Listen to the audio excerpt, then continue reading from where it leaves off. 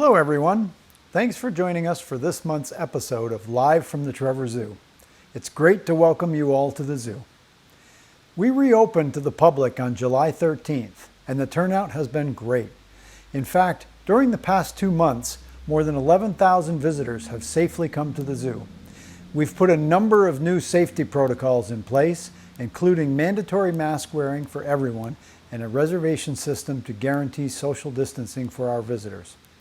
If you'd like to visit the zoo, we are open every day, and you can make your reservation on our website at www.trevorzoo.org. I'm Alan Tousignant, the director here at the Trevor Zoo. I've been at Millbrook for almost 30 years, starting here as an intern in 1984, fresh from my undergraduate days at Vassar College. In 2014, I became the director. I also teach animal behavior here at Millbrook School, utilizing our zoo and surrounding 800 acres of campus. Today, we are going to talk about the AZA, the Association of Zoos and Aquariums. The Association of Zoos and Aquariums is an organization dedicated to the advancement of zoos and aquariums in the areas of conservation, education, science, and recreation. AZA represents more than 230 facilities in the United States and overseas, which collectively draw more than 200 million visitors every year. AZA accredited zoos and aquariums meet the highest standards in animal care and welfare and provide a fun, safe, and educational family experience. In addition, they dedicate millions of dollars annually to support scientific research, conservation, and education programs. AZA is the independent accrediting organization for the best zoos and the best aquariums in America and the world, assuring the public that when they visit an AZA accredited facility, it meets the highest standards for animal care and welfare. The Trevor Zoo has been accredited by the AZA since 1989. While there are about 3,000 facilities in the United States that exhibit wildlife, less than 10% of those meet the comprehensive standards of AZA accreditation. The highly trained professionals at AZA accredited zoos and aquariums provide excellent care for more than 800,000 animals, making them the leading experts in animal care and welfare. Also, conservation is a priority for AZA accredited zoos and aquariums and a key part of their mission to save species from extinction. Every year, AZA accredited zoos and aquariums spend $230 million or more on field conservation alone, supporting projects benefiting more than 800 species in 130 countries. We have been participating in AZA species survival plans for many years here at the Trevor Zoo. We currently house 9 endangered species, and their breeding programs are run as a joint cooperative between our zoo and other AZA zoos and aquariums. Without participating in these programs, we would not be able to house and help protect these species. Just a reminder, please feel free to ask questions throughout today's episode. Just type them in the comments and we'll answer them towards the end of the show. Dan Ashe is the president and CEO of the Association of Zoos and Aquariums, where he has brought a renewed sense of mission and conservation initiatives, especially by helping us all think about breaking down silos and being better collaborators. Prior to AZA, Dan was the director of the United States Fish and Wildlife Service for 8 years. In the spring of 2018, we had the pleasure of hosting Dan here at Millbrook School and the Trevor Zoo. He really enjoyed his time here, interacting with our zooies and even going out in the field with some of our students. Dan sat down for an interview, and we asked him about the AZA and its role as a leader in wildlife conservation. Let's have a look. At the Association of Zoos and Aquariums, our signature conservation initiative is saving animals from extinction, or SAFE. And what SAFE is really about is we have a membership that is mission driven, and they're committed to the notion of conservation and being purposeful organizations, not just places where you can go and have a great day with your friends or family, but institutions that are there for a purpose to help conserve animals in nature. And so SAFE and all of our members are engaged at some level in conservation. But what SAFE is intended to do is to increasingly get our members to work together, to aggregate their efforts with the efforts of others within the zoological community and external partners outside of the zoological community, so that we are doing more conservation in terms of the amount of dollars and technical capacity that we're providing, but we're doing better conservation because we are kind of aggregating our efforts, and we're doing conservation at larger and larger scale. So at its core, the SAFE initiative is about pulling our members together, getting them to work together toward common objective so that we can accomplish more. Yeah, the red wolf, which is displayed here at Trevor Zoo, is one of our safe species. I think red wolf is maybe one of the best examples of the power of zoological institutions to contribute to conservation. This is an animal that at one point in time, we were down to, I think it was 7 individuals that were captured from the wild and brought into captivity for captive breeding. And if were it not for people like the people here at Trevor Zoo who know how to care for animals and know how to keep them in good health and good, not just good physical health, but genetic health and social health, then we would not have a red wolf today. But today we have over 300 being held in zoos, AZA accredited zoos across the country, including here at Trevor Zoo. We have a small population in the wild, which we need to expand, and we need to find other locations to establish populations in the wild. So that's what our SAFE initiative hopefully will accomplish. Again, bringing together our members who have red wolves, aggregating their efforts, helping government to find additional places where we can release red wolves in the wild and bring that animal back from the brink of extinction. Recovering species is important from the standpoint of the species themselves. So we search for the why. Why do we need to recover species? Well, we recover them because it's the right thing to do for the species themselves. We recover them because those species play a role in the ecosystem. And wolves in particular are a keystone species. They shape the environment around them. They're wide-ranging predators. And so they help shape and make healthy the ecosystem and the environment around them. So many of these areas, large predators have been absent for decades upon decades. And as we see wolves reintroduced to places like Yellowstone, we see the ecosystem itself recovering. We see stream banks that are recovering because the herbivores like elk and others are doing less damage to the vegetation surrounding those streams. We see beaver coming back. We see many things happening that weren't happening before. So having a large predator like red wolf in an ecosystem, whether it's eastern North Carolina or Tennessee or Arkansas, is going to help the entire ecosystem. I think wildlife conservation has made improvements in leaps and bounds during my now 37-year career. I think one of the areas is in the scale at which we are doing conservation. And I think right now there's nowhere where that's more evident than in the ocean environment. When I began my professional career back in the early 1980s, I worked on the establishment of some of the early marine sanctuaries, like the sanctuary that protects the wreck of the USS Monitor off the coast of North Carolina, and the original Key Largo marine sanctuary off of the Florida Keys. And those were postage stamps. The Monitor sanctuary was 1 mile in diameter. At the end of my career, when I was director of the U.S. Fish and Wildlife Service, I worked on the expansion of the Papahanaumokuakea Marine National Monument surrounding the northwestern Hawaiian Islands, which is the largest permanently protected area on the planet. It's larger than the state of Alaska. So we're doing conservation at scales that we never even imagined would be possible just a few decades ago. And so that to me is very encouraging because we are looking at and we're conserving the kind of large spaces that are necessary to preserve abundant biological diversity and functioning ecosystems.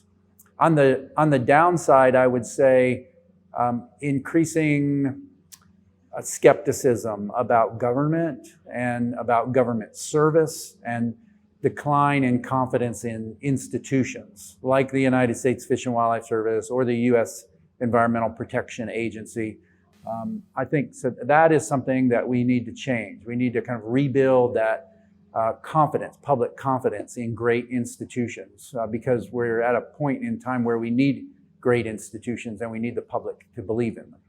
Well, I think it's important to understand and be connected and be concerned about wildlife, because we really are at a turning point.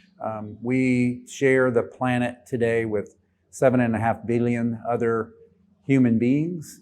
By the middle of the century, most demographers are telling us that we will be 10 billion, maybe more. And so human beings are taking up more and more of the ecological space on the planet, which means less and less for all the rest of biological diversity. So we're at a point where we simply have to be better, we have to be smarter, we have to be more engaged, and we have to get more people engaged in conservation. Or then we'll have fewer animals, less diversity of animal life, and we'll see continued decline. So we really are at a pivotal time in our history, and zoos and aquariums are really positioned to play a major role. When you think about, our signature conservation initiative within the Association of Zoos and Aquariums, is saving animals from extinction, or SAFE. And if we want to save animals from extinction, then we need to save, the world's premier law to conserve endangered species is the United States Endangered Species Act.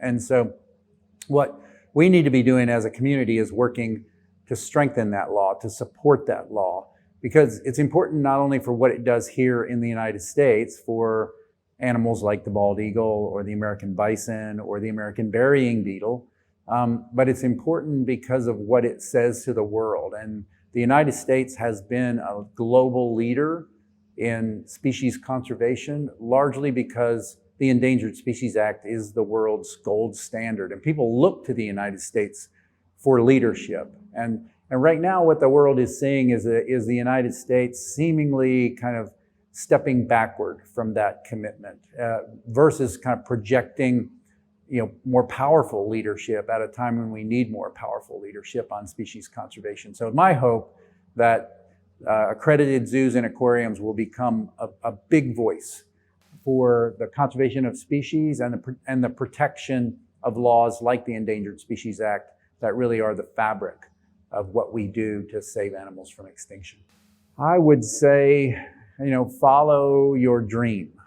It's a crowded profession, and so what it takes is, and not unlike other professions, it takes determination and resilience. But it's a rewarding career in public service.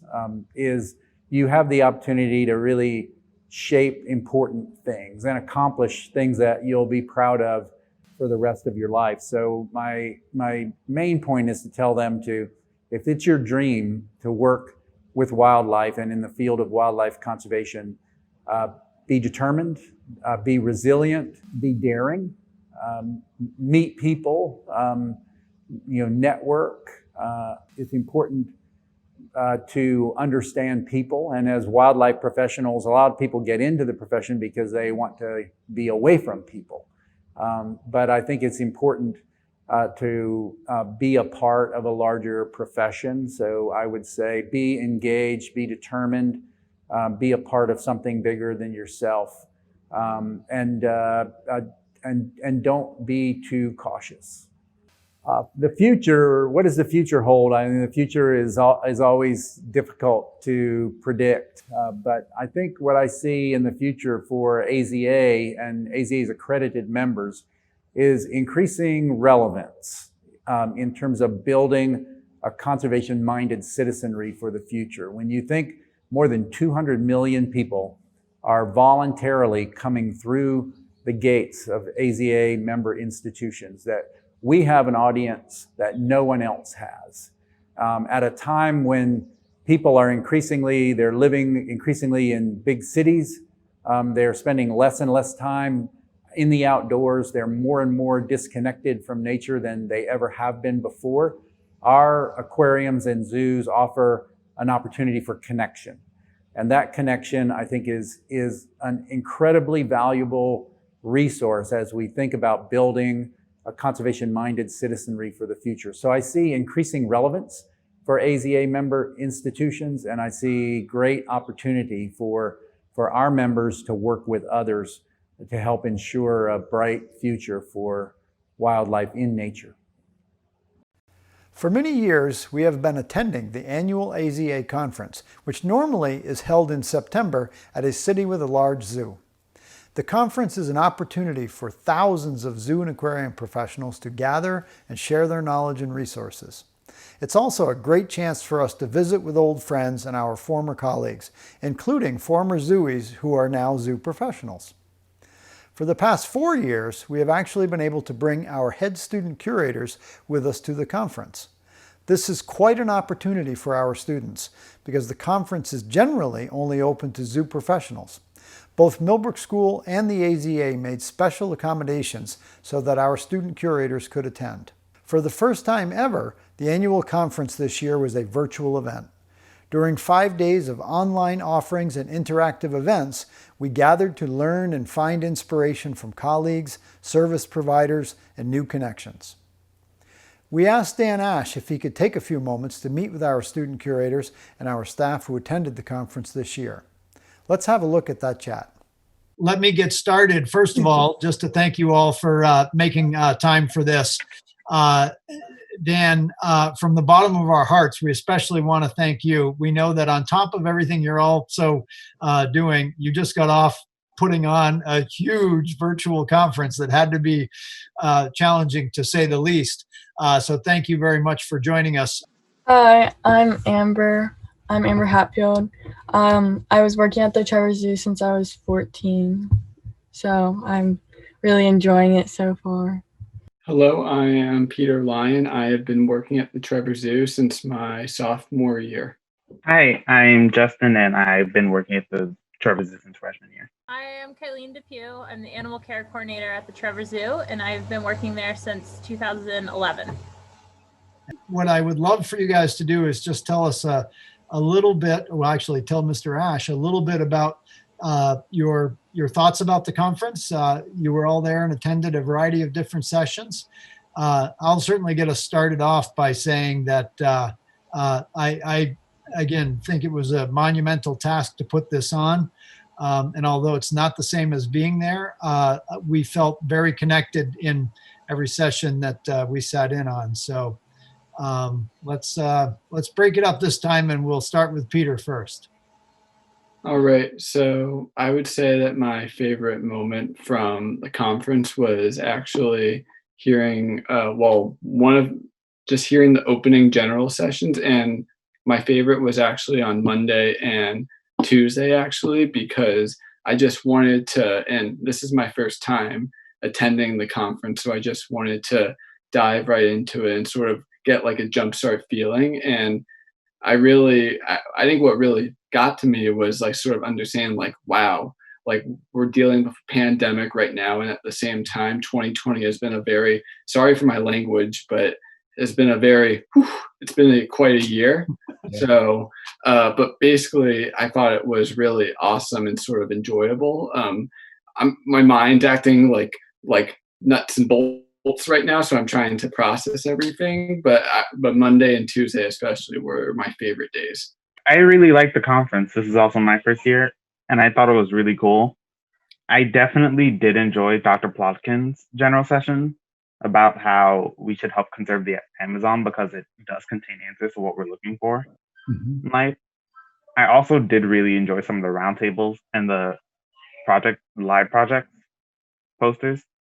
I thought those are pretty interesting, and those are pretty fun experiments too. So I definitely thought the conference overall was pretty fun. On the posters, it was interesting to me because, when you go to a poster session, a lot of times there's like this kind of awkwardness, when you're kind of standing there looking at a poster and the student or the poster presenter is standing there. next to their poster. It's always like but with the way it is on virtual, I could look at the poster, and then I could go in and have a dialogue with the presenter. So it was just it was a lot less awkward actually. So that was interesting. I really enjoyed the whole conference, but in particular, I really liked the session that was towards understanding the welfare of cetaceans in zoos and aquariums, because they described how they use M tags to track behavioral and psychological data on the bottlenose dolphins. And this just reminded me of my own independent science research project that I'm doing with the ring-tailed lemurs and the black and white ruffed lemurs at the Trevor Zoo, where I'm finding the relationship between cortisol levels and enrichment items. So this session really helped me to learn more information about my own project that I can use. I didn't see that session, but obviously, cetaceans are, cetaceans and elephants are the two species that we have the most conflict around. So definitely kind of understanding better, having a better understanding of what constitutes welfare and wellness amongst all of our, animals, but particularly among those, cetaceans and elephants, because they're so controversial. So. And Kylene, what did you think as a first-time attendee, as a AZA professional? Loved it. There's definitely a lot of good information out there to tap into, and a lot of people that you wouldn't come across normally, even if you did go to another zoo. I really enjoyed meeting week. There was a lot of tag that were open. They had open meetings for their tags, and I enjoyed sitting in on that. I would love to at some point be part of the tag group or something like that. Yeah, awesome.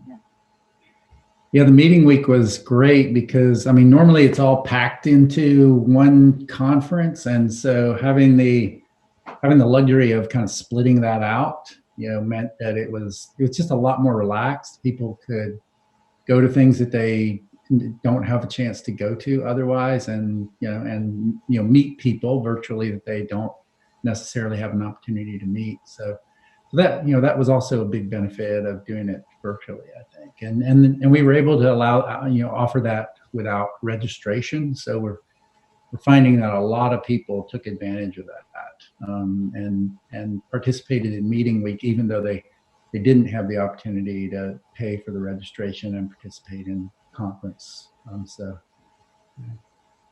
Dan, I don't want to put a lot of pressure on your shoulders, but this is your one chance to hook these three for a lifetime career in the zoo world. And I think they're all quite capable of it. So do you have any words of wisdom and hope for them in terms of thinking about zoo careers? Yeah, well, first of all, I'll say the trauma that we are going through right now is actually going to create some opportunity, because obviously a lot of people are being furloughed and laid off.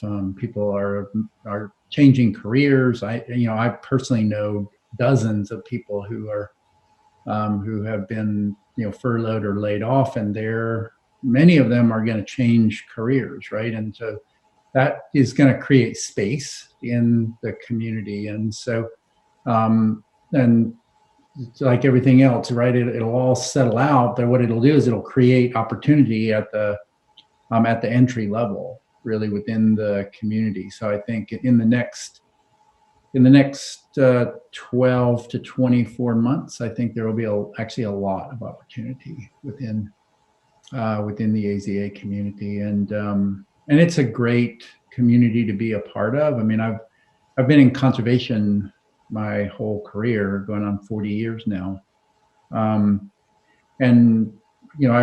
I'm still relatively new to the zoo and aquarium community, but have worked with zoos and aquariums my entire career, and knew AZA really well before I came to AZA, and it's a great professional community. I was asked by a keeper at Oregon Zoo a couple of years ago when I visited. He said, well, it must be like real culture shock coming from the Fish and Wildlife Service to AZA. And it's the first time I was asked that question. So I was like, well, I haven't really thought about it, but now that I think about it, no, not really. It's because it's kind of strangely the same. I mean, it's a very tight-knit community. Everybody knows one another, has a very kind of comfortable feel to it. It's very friendly, and it's very professional. People hold themselves to high standards, and they support one another as a good professional community would. They love animals and care about animals, and so it's just kind of strangely the same, actually. So it's just it's a great community to be a part of. I think you see that in annual conference. I mean, you'll really see it when you're there in person, but even on the virtual level, I think you get a good sense for that. And I personally think zoos and aquariums, they are, our stock is rising in the world, has been, particularly as we emphasize accreditation and the importance of accreditation, and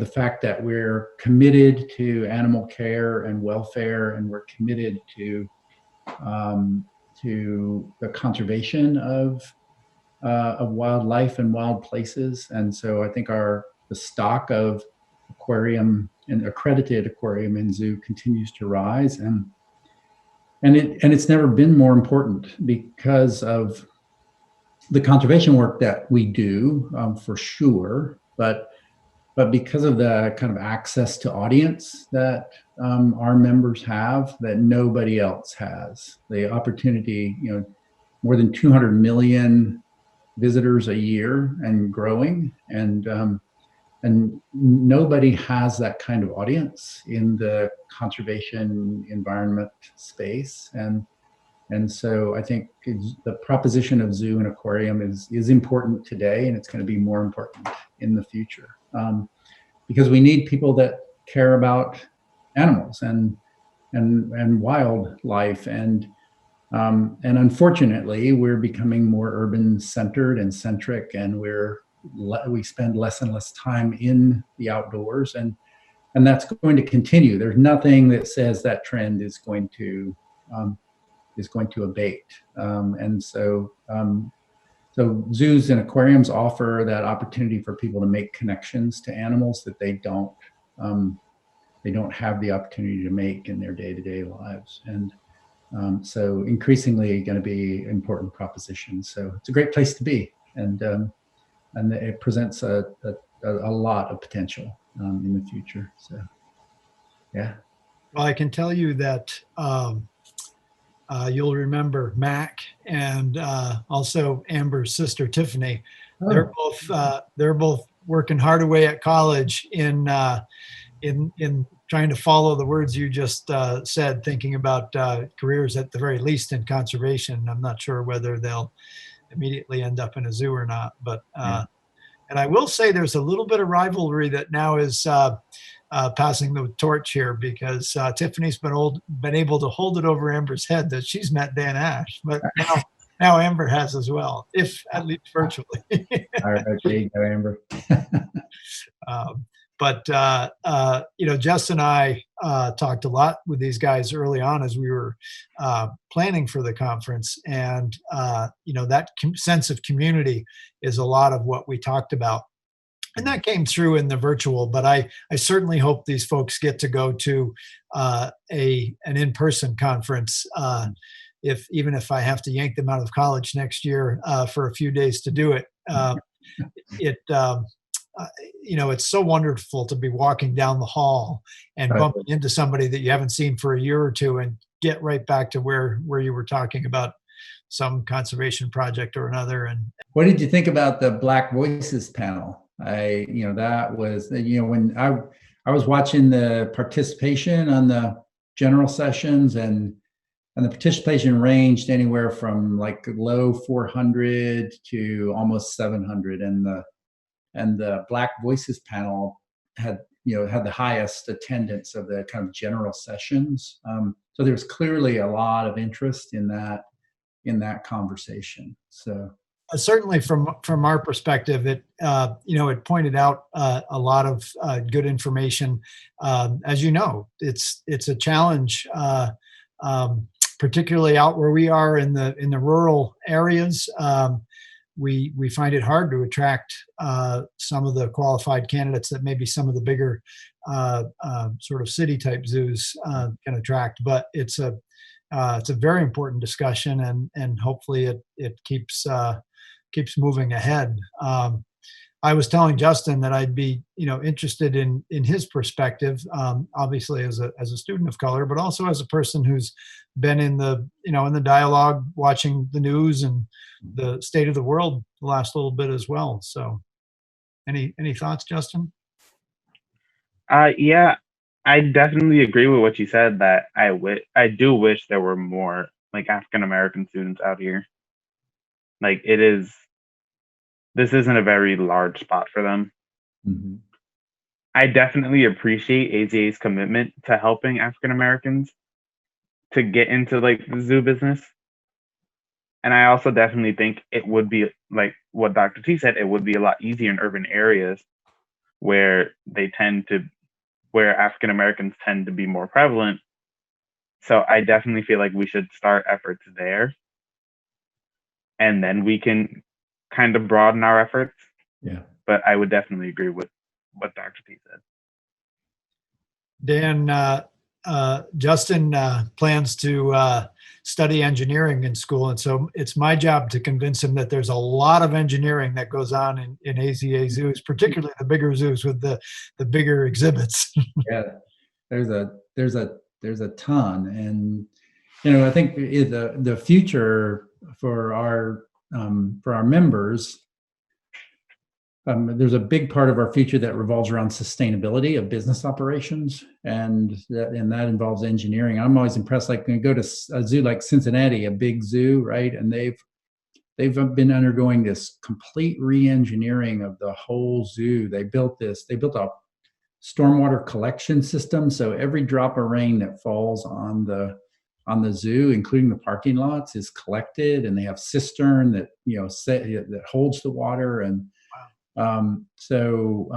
they have a huge sustainability program at Cincinnati Zoo, and it saved them money because one of their big operational costs was water. They're pulling water from the Ohio River, and so one of their big operational costs was water. So it's resulted in a big operational savings for them too. So it's important business sense. So lighting, energy use. If you're an aquarium, your big operational cost is running pumps, right? 24/7, running pumps and energy. And so thinking about, how we're gonna design the facilities in the future, let alone the exhibit tree, right?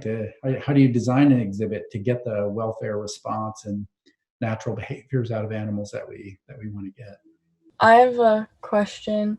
Do you think roadside zoos and tourist attractions are harming AZA's reputation?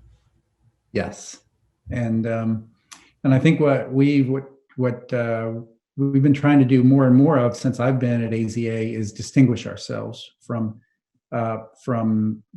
roadside attractions or just low performing zoos and aquariums in general. And I think there's a professional culture that in the past has discouraged that, right? Because people would say things like, well, it might be a bad zoo, but it's a zoo, right? And we need all the friends we can get, right? And so the enemy was what people would call animal extremists or radical, animal rights organizations. And I would tell them, well, listen, actually, we're more like them than we are like that, like the roadside zoo and aquarium. We care about animal welfare, right?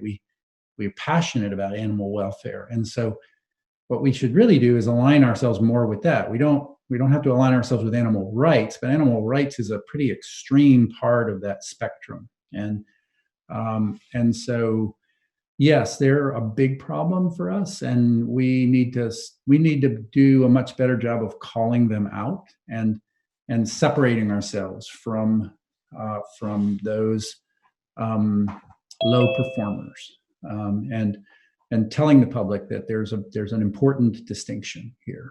And so that's a big part of our strategic communication plan, is to do that. And so, like, the tragic thing of, I mean, Tiger King, but Bert Castro said it's a train wreck, right? And it was a train wreck, but there was an opportunity there because the media was fixated on it. I did dozens of interviews with reporters about Tiger King, and it was easy to kind of say, all right, that's not us. And to point out the distinctions, like I would say, did you see a vet in any of those shows? Did a vet kind of, did anybody show up that had a veterinary degree? And if you go to one of our institutions, you're going to see people that are qualified to do animal care, and with the experience that it takes to do animal care right. And so it became a little bit of an advantage for us. So, good question, Amber. And I think that, and communications is an important aspect of the future for us too, because we have to be much better at telling stories. And we're pretty good at facts. But what I learned, running a big wildlife conservation organization, is that, most people are pretty much alike. They'll stack facts that support their beliefs, and they'll reject facts that don't support their beliefs. And so what's important is to get people to affect people's belief structure, because that's a big impediment in terms of people accepting facts, whether it's climate change or extinction crisis or animal welfare. We need to do a better job of telling people stories that resonate with them from an emotional standpoint and affect their belief structure. Then they'll be more receptive to facts. So I think storytelling and communication is going to be an important part of our future. Thank you. Thank you. So one of my quicker questions is, working with like AZA, does AZA provide like grants to the zoos under them? Do they get or more specifically, grants for like social experiments, like what Amber's working on? Would AZA grant her, if she worked for AZA, would AZA grant her a grant for what she's doing? We do some grant making. We're a small grant maker, so we have a conservation grants fund, and right now we probably make anywhere between $250,000 and $500,000 a year in grants. And we're trying to focus more and more of that on our safe species. But we've just now started a kind of social research agenda. And so we'll be doing more and more kind of social research in the future to think about how we can affect change over time and affect attitude and engage people and get them to take action. So we'll be doing more in the social science arena as well, and helping our members fundraise to do that kind of work. So some grants, some kind of work to solicit funds, philanthropic sources of funds, look for federal funds to support that kind of research. This question, this is sort of out of the box, but what do you think the AZA's theme is going to be for next year in 2021? And also, I also want to thank it for another question outside the box. I don't want to sound wrong or right here, but what is your stance on especially this upcoming November? What is the AZA? I don't want to sound political, but what is the AZA's sort of main message sort of going into November this year? Because I know there's been a lot of misunderstanding, unfortunately, with the pandemic. So next year, I think we and our members will continue to focus on survival. So trying to find every kind of avenue we can to support our members financially. we'll be working with federal government, state government, local government to try to ensure that our members have access to all the financial resources that we can help muster to support them financially. We're going to continue to work on animal management and sustainability of our animal populations. It has been a priority for us, and we're going to continue. We're kind of revolutionizing the tag and the SAFE or the SSP program structure within AZA so that we'll be able to ensure sustainability of animal populations in the future, and looking at that more as a business decision, right? Our members have to have access to animals to be successful. And so in a way, kind of separating the business side of that, how do we ensure that our members have access to healthy, sustainable populations of animals to display, and then conservation, put more of our conservation effort in the SAFE area, so that SAFE becomes really our principal architecture for driving conservation. And then the diversity, equity, access and inclusion, I think, is going to be emerging the kind of big priority for us to really kind of start to get down to much more of a granular level. How can we drive change? And that's not change that can happen in months and even years. We'll measure change over time, and we'll ensure that we're making progress. But the things that we're going to need to do we're going to have to measure them probably on a decadal scale, really. But we talked about it at the board level yesterday, that we need to come up with a survey mechanism that really looks at diversity across our membership, so that we're measuring it, right? And that old tenet, what gets measured gets done. So if we don't start off with a baseline of where we are today, then it'll be difficult for us to tell whether we're making progress. So that's going to be a priority for us. And then November. So mostly, my message for people is vote. What I really hate the most is when I talk to somebody and they say, well, I didn't vote in 2016 because it was a choice between two evils, and I don't want to make a choice between two evils. And I'm like, so you made no choice at all? You're making a choice when you're making a choice. Yeah. And so my message to everybody is get involved and be involved in government wherever you are. Just be involved, so it's important to vote. That's what's really important for November. Well, that's probably a great place to end, because as Peter said, November's upon us, and some of you might be old enough to vote. Certainly Dan and I and Jess and Kylene are, but certainly going forward as well. You've seen the various ways that we all try to speak with our representatives and get information across, and it's tough sledding and it's slow going, but information, they crave it, whether or not they agree with you or not. They love the information, and they want to know. Effectively, everybody wants to get reelected, and if they have something that's working well in their district or locality, they want to tout it. And we've certainly have seen that in the support we've had from our legislators when we were able to reopen the zoo. And the important thing about that with regard to our community is one of the great assets about this community is we're trusted. So at the community level, whether it's, National Aquarium in Baltimore or Trevor Zoo or, St. Louis Zoo or Texas State Aquarium.